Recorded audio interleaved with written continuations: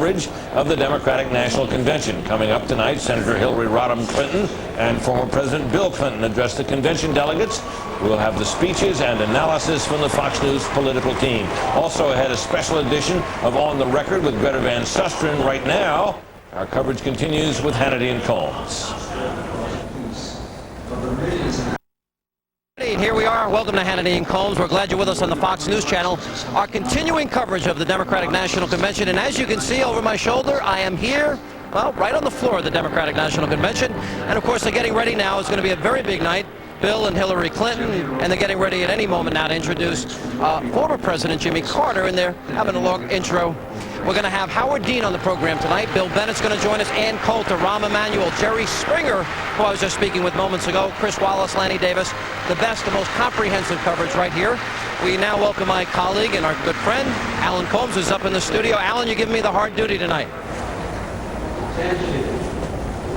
And we are talking to Howard Dean. Hey, Alan. Howard Dean is with us. Thank you very much for being here. We have a, what are your thoughts as you look behind you and see what's going on here tonight? Well, Jimmy Carter's about to speak, who's one of my heroes, who in fact got me into politics. So, you know, it's a great moment. You're going to speak tomorrow night. I am. There's been some talk about how Democrats have been coached about the tone. Is that true? Have you been talked to by anyone? Well, I haven't been talked to, but I think it makes a lot of sense. Here's the President Carter. That's with that huge... Jimmy Carter, big ovation. Hillary Clinton got a big ovation. Yeah.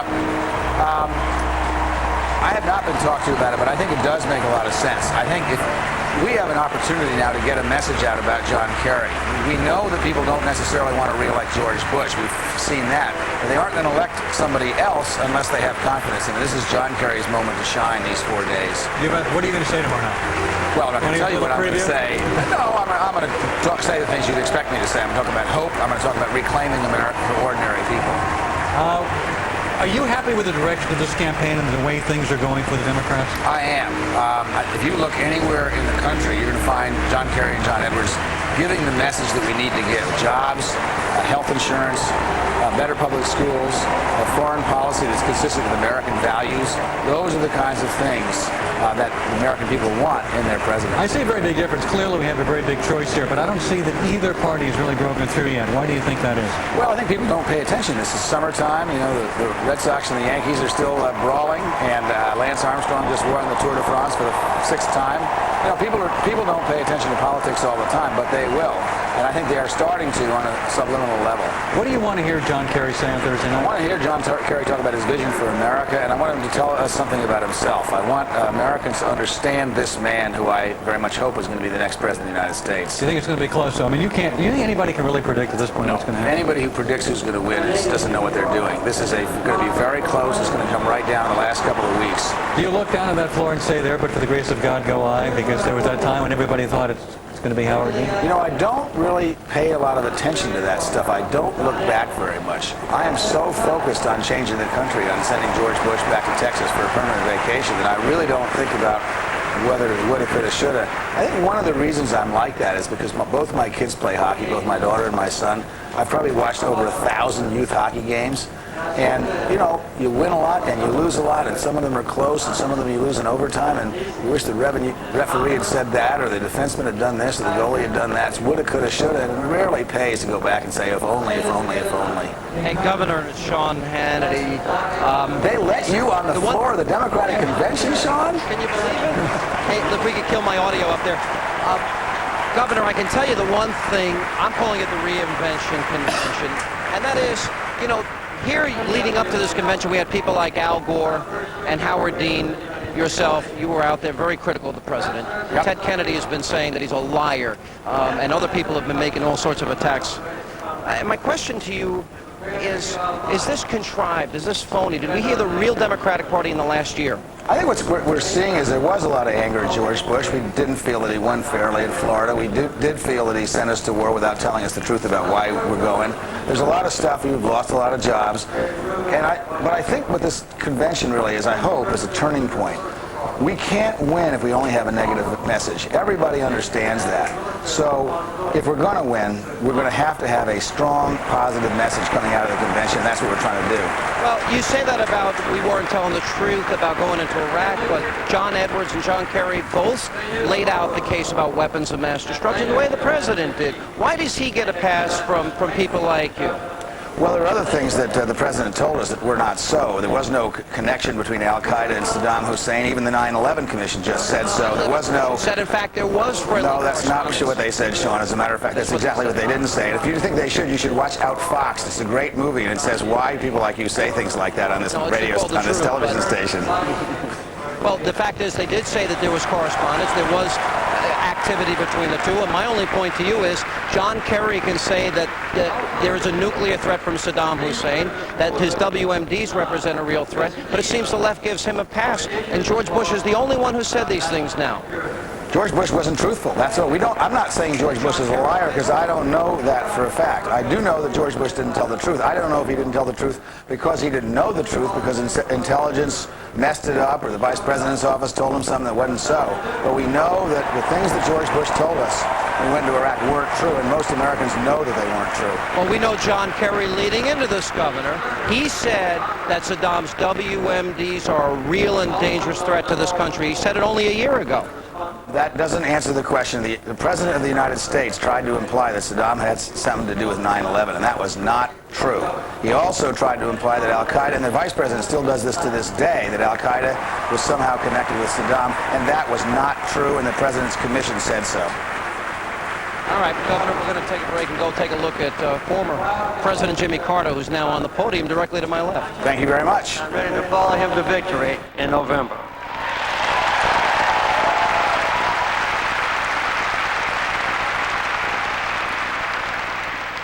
As you all know, our country faces many challenges at home involving energy, taxation, the environment, education, and health. To meet these challenges, we need new leaders in Washington whose policies are shaped by working American families instead of the super rich and their armies of lobbyists in Washington.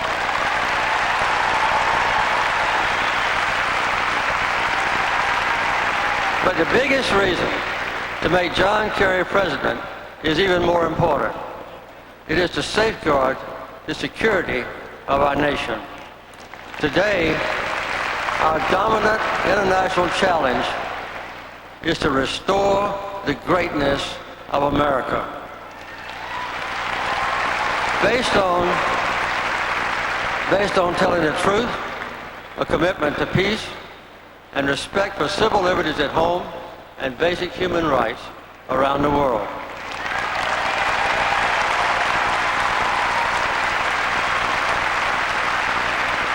Truth is the foundation of our global leadership, but our credibility has been shattered, and we are left increasingly isolated and vulnerable in a hostile world. Without truth, without trust, America cannot flourish. Trust is at the very heart of our democracy, the sacred covenant between a president and the people. When that trust is violated, the bonds that hold our republic together begin to weaken. After 9/11, America stood proud, wounded but determined and united. A cowardly attack on innocent civilians brought us an unprecedented level of cooperation and understanding around the world. But in just 34 months, we have watched with deep concern as all this goodwill has been squandered by a virtually unbroken series of mistakes and miscalculations.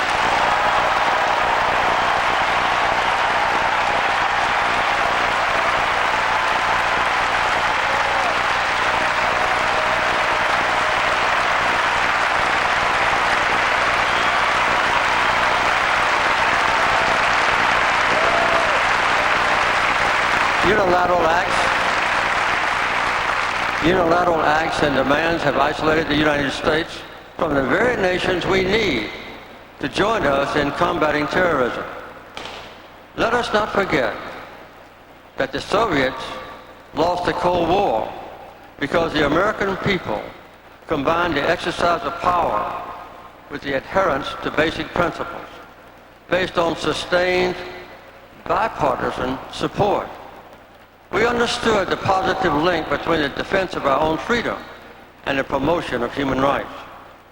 But recent policies have cost our nation its reputation as the world's most admired champion of freedom and justice.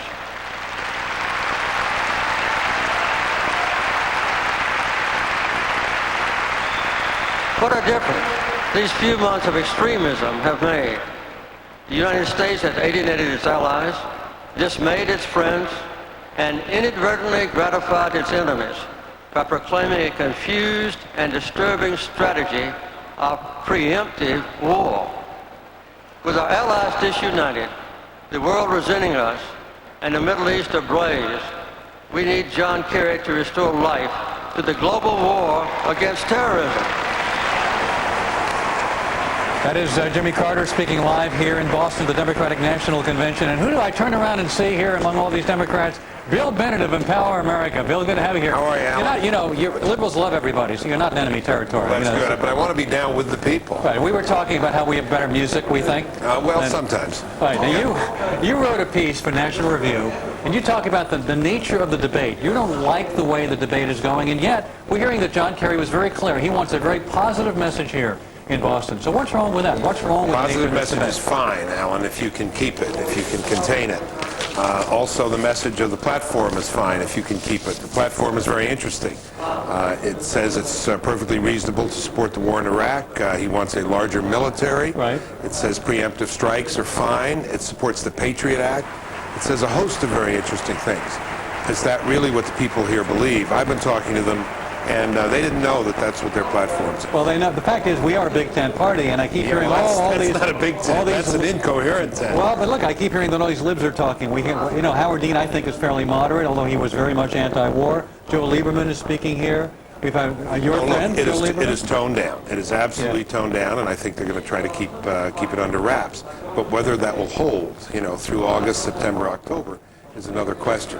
What the party's trying to do is suggest it is a moderate centrist party and not a liberal party. And I'm not trying to put any spin on this. That's the question. We are a conservative party, and we say we're a conservative party. They will not say they're a liberal party. But look at the guys who are speaking at the Republican convention. Pataki, Giuliani, pro-choice. It seems that people front and center at the Republican convention are not the conservative wing of the party. It's the moderates. They're major spokesmen for the party. Indeed, we are moving a little to the center. All parties at conventions tilt a little to the center. But you guys are turning yourselves inside out. I mean, read the platform.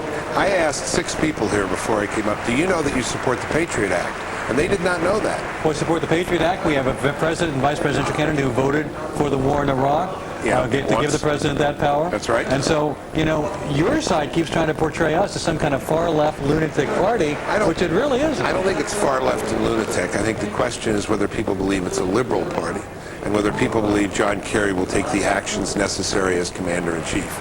The questions about Kerry are, I think, mainly questions about Iraq and the war on terror, and I think that's what the election will be decided on. Hey, Bill, good to see you. Sean Hannity. How you doing?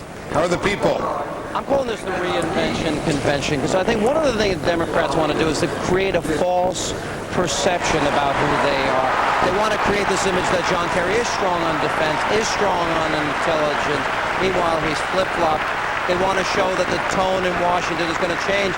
But let's listen to Theresa Hines, his wife, and what she said to a reporter yesterday. Yeah, I think, Sean... We need to turn back some of the creeping, unfascinating, and sometimes un-American traits that are coming into some of our politics.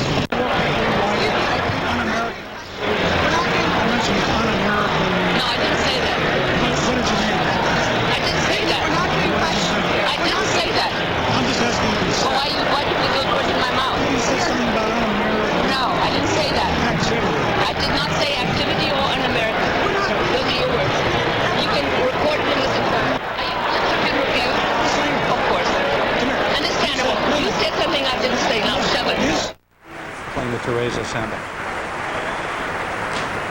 Hey, Bill, that is between that and the Al Gore we saw tonight, it's not the Al Gore that was screaming at the top of his lung. George Bush betrayed America. Yeah, no, it's a party on Valium, and they're they're on downers, and whether they can sustain it is the question. We know what activated the base. The guy you just had on, Howard Dean, is the guy who activated the base. He gave the passion and the script to the Democrat Party. If you can win without that passion and script, without American people think you're engaged in some kind of massive masquerade, I think that's the question. Aren't these conventions, there was a quote in the New York Times today, you're going to think you're looking at a Republican convention. Aren't these about manipulation, false images? I'm sorry, I missed it. I'm saying when you watch these conventions, the people that are watching at home, they're going to try and convince them that John Kerry's tough on defense and intelligence. His record shows otherwise. So in other words, when I read in the New York Times today that you're going to think you're watching a Republican convention and a Democratic strategist is saying that, it's really about trying to manipulate the minds of the American people. Right. Well, it's not manipulating the American people unless that's your intent.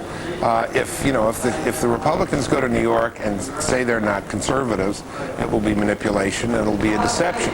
If they remind people that they are conservatives, but they're also a big party, a majority party, that's fine. What you can't do, I think, is turn yourself inside out. You can't deny your basic motivation and your basic raison d'etre. And we remember what motivated the Democratic Party, what got them to where they are. It's this, I'm sorry to say, hatred of George Bush. That's what unifies the people here. It's a terrible thing to bring people together under the banner of hatred or bile, but I'm afraid that's what's it. And that's why I feel a real sense of regret about the Democrat Party, the party of my youth. Bill, thank you very much. Good to see you. Thanks, Alan. I'm sure the condemners will be very nice to you here for the next couple of days. Thank you. We'll see you in New York, too, right? Absolutely. Good to have you with us tonight. And coming up, Rahm Emanuel will talk to us. As you know, he's now a congressman, worked for Bill Clinton. Jerry Springer will be here, and Ann Coulter, all coming up live from Boston, the Democratic National Convention on Hannity and Combs. When you need news fast, we have it first. Fox News Channel. Top Story is brought to you by BP. It's time to go beyond. Are oil companies thinking beyond oil? We're going to run out of oil, and we're not going to have that resource anymore. Then we need to start looking at other resources. Specifically, we can start looking at natural gas, and I think that would be a way to look. And look towards the sun, and look towards solar energy, and that's the business that oil companies should be in.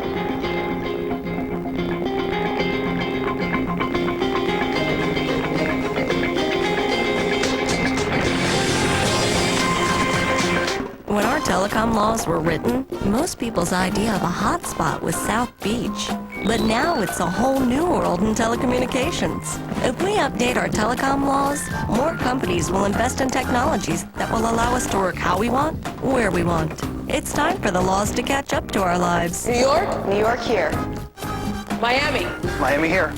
Better ways to work and play. Now that's the future. Nice work, Miami. Faster. You can elect to go left. You can elect to go right. Or you can be an independent. Summer Jam. Join the party now at your Cadillac dealer. Cadillac. Breakthrough. Visit your Northwest Cadillac dealer for this attractive offer.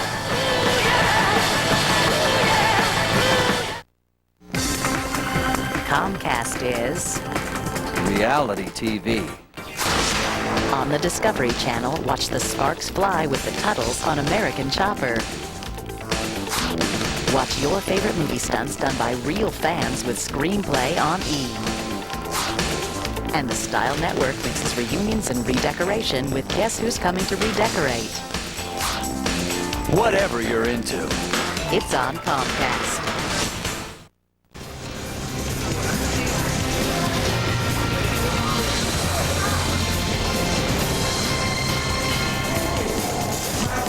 And welcome back to Hannity and Combs. I'm Alan Combs, and just 99 days until Americans go to the polls and Democrats get to see all their hard work pay off with John Kerry and John Edwards taking over the White House. Joining us now a man who's been working very hard for the Kerry-Edwards campaign, Illinois Congressman Rahm Emanuel. Congressman, thank you very much for being here tonight. Thank you. Good to see you. You know, I'm hearing from Republicans trying to say how divided the party is. They're wacko, they're left, they're bad-mouthing, they're Bush-bashing. What's your response to that? This seems to be the talking points on the right. No, I think they're laying out an agenda about the choices that were made over the last 3.5 years that got America in this endless occupation and this jobless economy. And then what choices we got to make and what's our plan for getting us out of it. And I tell you the truth, I think the party's very unified, and I think the only thing that's divided is this country, but that's been the conscious decision of this administration. John Kerry's got to break through, though. I mean, still, it's a 50-50 race at this point. Something's got to happen to change that. Is this convention going to do the trick? The convention's a piece of it. What the policies he lays out is key. That addresses the concerns of the American families and what they feel for their family and their children's future in this country. And then most importantly, the debates. As a challenger, look, he is in an unbelievably strong position right now for a challenger against a sitting incumbent president. At no time he's a little ahead going into the convention. The convention's going to give him a piece of the story that he has to tell. He has to communicate to the American people what motivated him to enlist in Vietnam, what motivated him to take on the battles in the Senate. He does that. He's got to convey that to the American people. He does that, and then you have the debates, and then it's... We're also hearing, Bill Clinton's going to speak, Hillary's going to interview, and she got a rousing ovation earlier tonight, and they're making a big deal about this. Oh, they're trying to suck up all the oxygen. He's actually coming in tonight and leaving town before John Kerry actually gets there.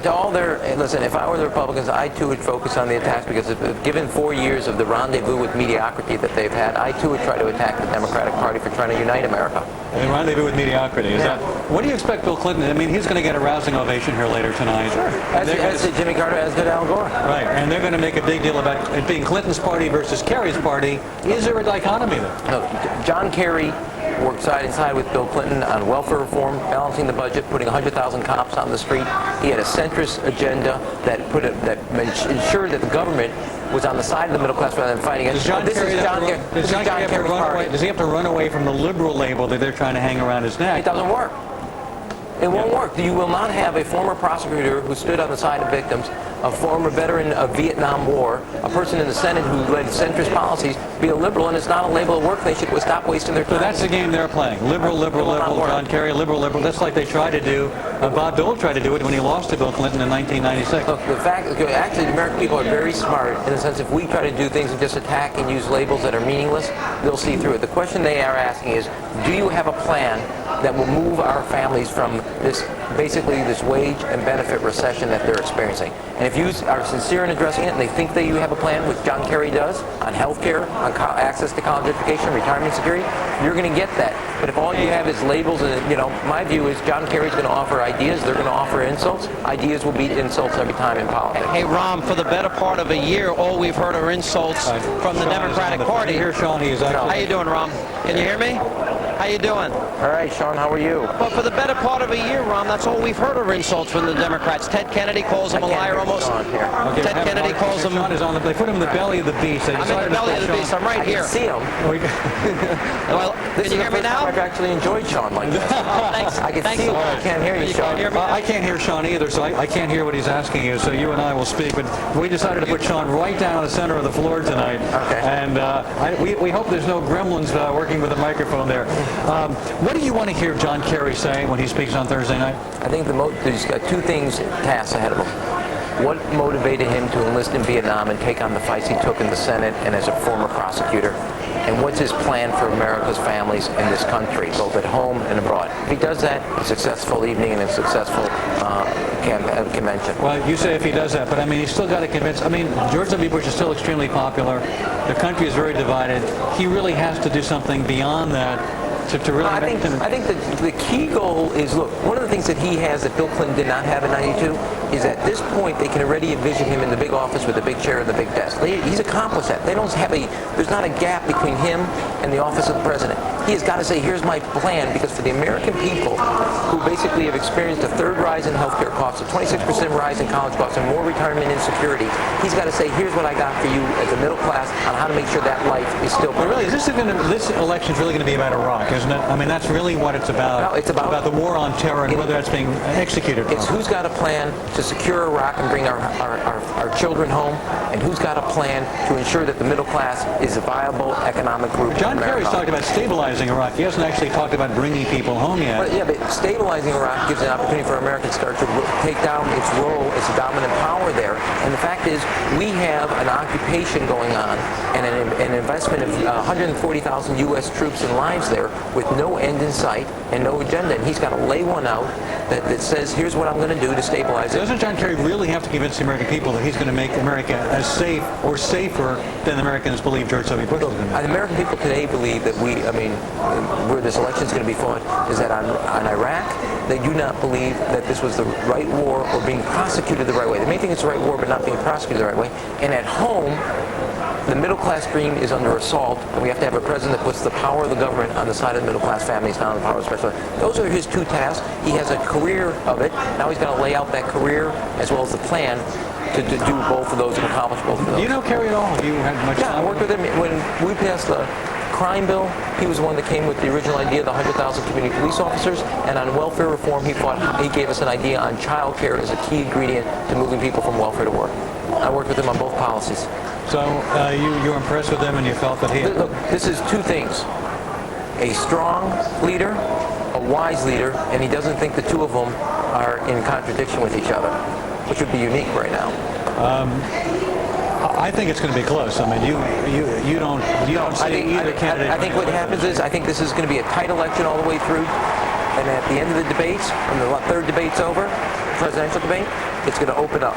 This will not be as close election as we're experiencing today. You don't think it's going to be close? Do you think anybody can really predict what's going to happen at this point? I mean, well, given that we were all wrong about 2000, no, but we can sure take 4 months trying to do it. I mean, aren't the swing states are still, the red states are still red, the blue states are still blue, the swing states can go either way? The red states are still red, the blue states are still red, and you can get down to that battleground, but the truth is, Alan, all over America, all they see is red, white, and blue, and the president that speaks to the red, white, and blue and speaks to unifying America, which is what John Kerry will do, will be the next president of the United States. Do you think there'll be coattails? You think the House is going to turn or the Senate's going to turn? Listen, given the environment today, given the battery of concerns and the issues that the American people care about on health care, retirement security, wage recessions that they're experiencing, I'd rather be a Democrat today than a Republican. They are in the defensive posture where the Republicans are on offense on their agenda. Well, Emmanuel, thank you very much. Good to see you here. Thanks so much for spending some time on Hannity and Combs. Coming up next, talk show host Jerry Springer, and we'll get a live report from Fox News Sunday's Chris Wallace, who's down on the podium, and later Ann Coulter was supposed to be here, but instead she's back in New York. What happened? She'll explain it all to us on this special edition live from the Democratic National Convention in Boston on Hannity and Combs.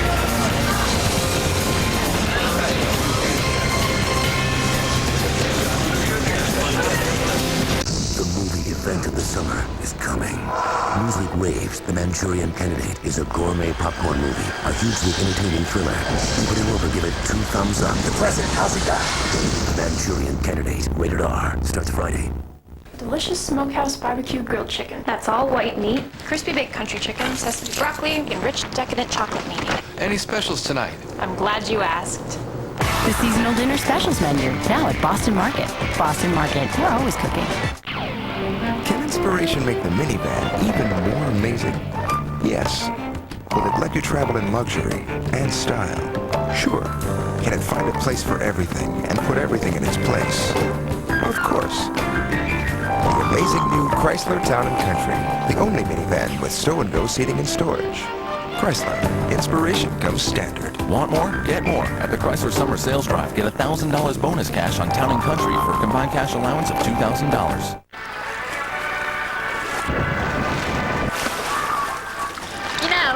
People don't think what we do is a sport. That's because you can't get hurt doing it.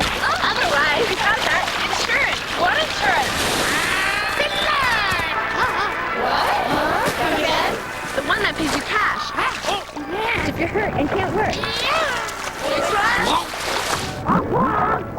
Aflac. Ask about it at work. If you wanted to create the ideal health drink, you'd want lots of vitamins, like the vitamin C you find in rutabagas. And thiamine, can't beat liver. And for vitamin B6, Brussels sprouts. Plus minerals like potassium and magnesium. Or you could just drink a glass of Florida orange juice. Full of nutrients and antioxidants that may help fight heart disease. Florida orange juice. Drink it every day. Natural gas is one of the world's cleanest fuels, but the largest supplies can be thousands of miles away. The answer is to cool it until it shrinks and turns into a liquid, so it can be shipped. And thanks to new advances in technology, this can now be done on a massive scale. So wherever people need natural gas, we can now deliver it.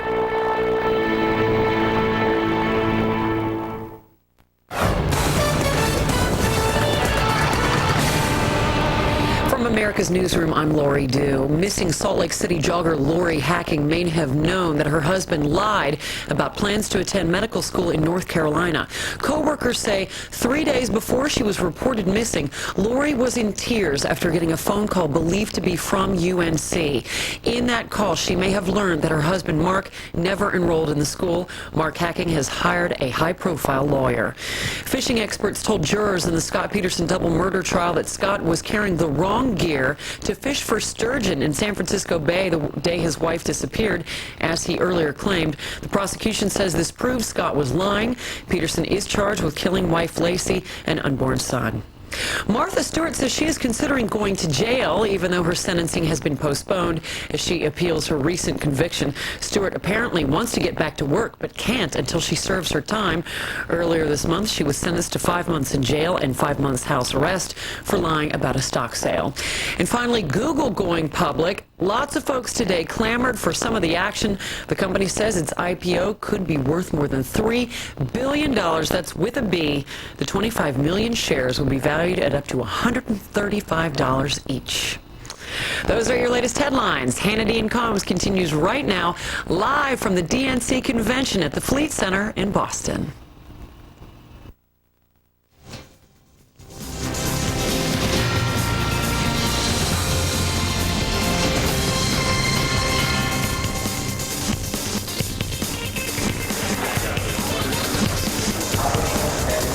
As we continue on Hannity and Combs, I'm Sean Hannity, back up with my good friend Alan Combs, and we're now joined by Jerry Springer. I was watching you down there because we were hanging out together. Yeah, you are a rock star down there. Yeah, well, that shows you the pathetic state of affairs. I'm the rock star. But yeah, this is a lot of fun. I've been at every Democratic convention, I think, since 1972. Yeah. Oftentimes as a news anchor or whatever, but sometimes as a delegate, and it's exciting. I mean, I know you love your party, but the conventions are, you know, it's like going to camp with people of your own. Listen, I was down there and I thought a couple of those chairs were going to be, thrown at me, and I thought it was going to be a version of the Jerry Springer Show. But people, by and large, were pretty nice, I must say. Yes, and we love having you here. I mean, you keep the debate going. I mean, this is what's great, and that's what's great about politics. We really have two opposing points of view, and it's being heard. You're articulate for your point of view. You give a final thought at the end of your program. Yeah. And one of the things, look, I don't mean any harm to John Kerry. Somebody just down there says, you just don't like him. You hate him. I really don't. Look, he served his country. He served in the military. I don't have anything against him. I don't think he has a core, Jerry.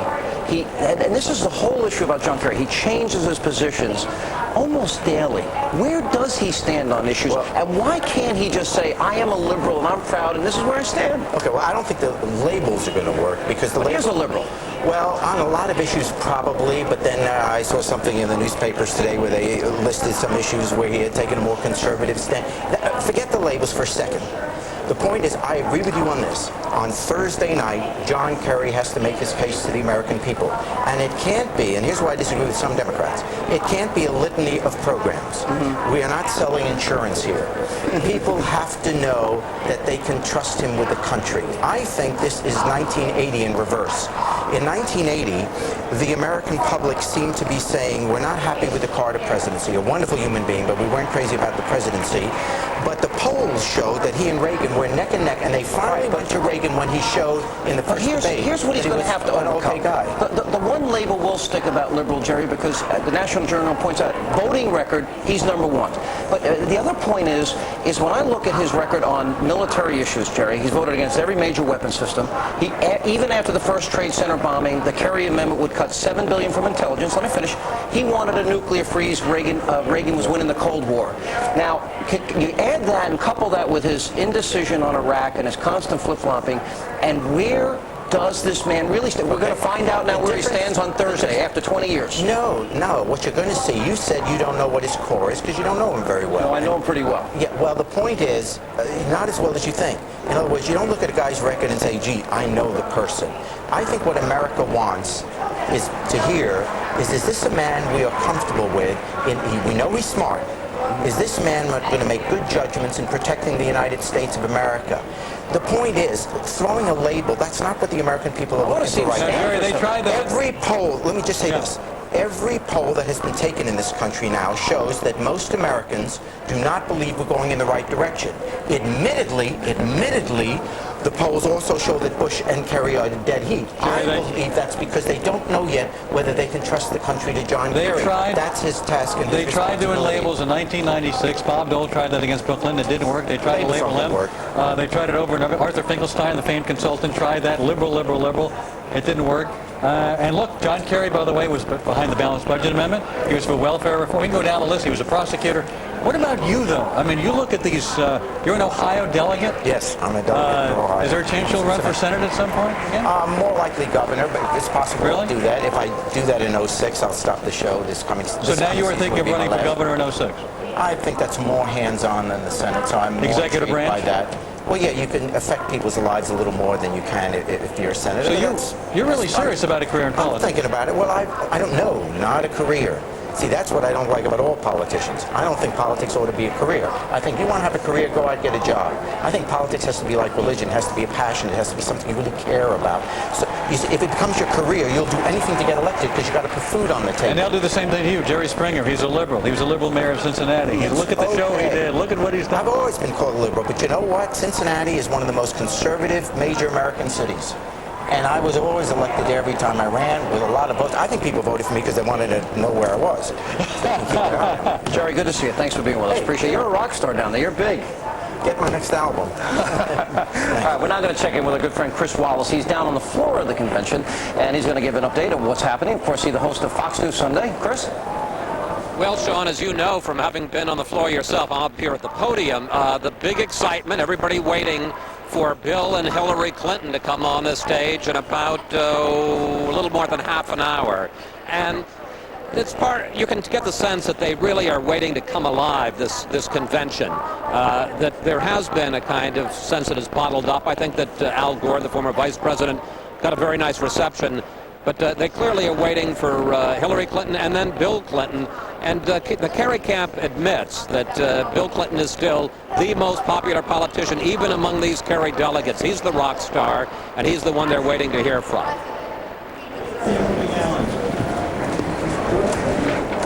All right, thanks, Chris. Now, also coming up later tonight, we're going to be joined in just a few minutes. We'll check in with Ann Coulter, and maybe she'll help save me from all these Democrats, all of Alan's friends. This is Alan's time. We'll continue from the Democratic National Convention straight ahead.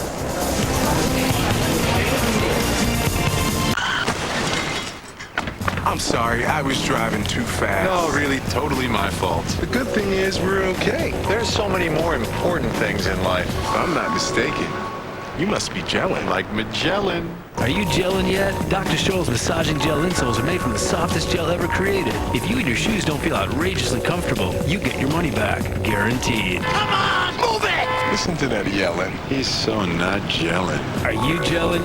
Dr. Scholl's. Help save Social Security? Just whatever you can afford. A lot of zeros on that. Thank you. We got a watch. We'll take the horse. Help save Social Security! Help save Social Security. Jewelry's great. Thank you. Giving time. Those earrings are awfully nice. Thank you so much. It's a great cause. We can all benefit from it. Thank you. Help save Social Security. I see you got some paintings. If one person could do it alone, the world wouldn't need an ARP. Hey, Dad, this computer would be perfect for school. Yeah, but this one would be a lot easier for you to, bring home every weekend. It's that time again, and Circuit City's the place for new school gear. Right now, save $250 on the ultimate dorm room notebook from HP with a widescreen display, AMD Athlon 64 processor, Windows XP Pro, and DVD burner. Just $1499.99 after mail-in rebates and instant savings. Only at Circuit City. Hi, you want to save money on gas? How about 10%? Huh? You know, today, that's 18 cents a gallon. So, start saving. Get the Marathon Platinum MasterCard from Chase and receive a huge introductory 10% rebate on all Marathon purchases. Then 5% after that. Here's an application. Sure. Thanks. I gotta go. I need it on pump 5.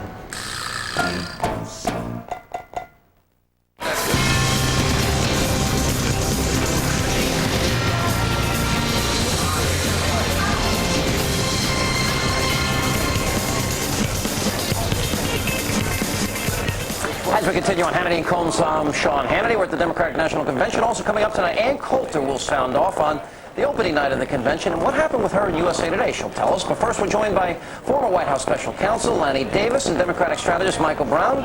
And from the Boston Globe, we have Michael Kranish who's joining us. Good to see you guys. All right, Lanny, I got to be honest, and I may be prejudiced here. I really like the Al Gore that we saw in the last number of speeches, screaming and ranting and raving. George Bush betrayed his country. What?